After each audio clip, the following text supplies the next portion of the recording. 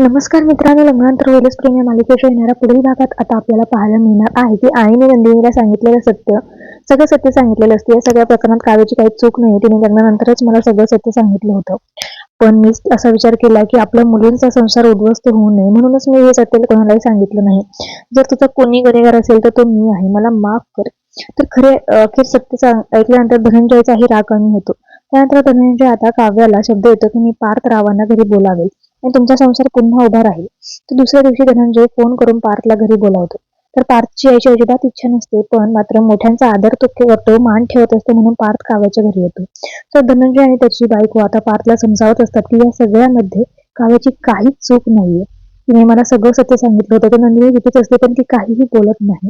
तर जेवण करत असताना पार्थला ठसका लागतो, तेव्हा काव्या स्वतःच्या हाताने त्याला पाणी देत असते. त्यावेळेस पार्थ काव्याच्या हात अडवत म्हणतो की हा हात जो आहे, आता हा हक्क जो आहे तो तुम्ही गमावलाय. तर बघूया मित्रांनो आता पुढे काय होतंय, सगळंच पाहणं रंजक आहे.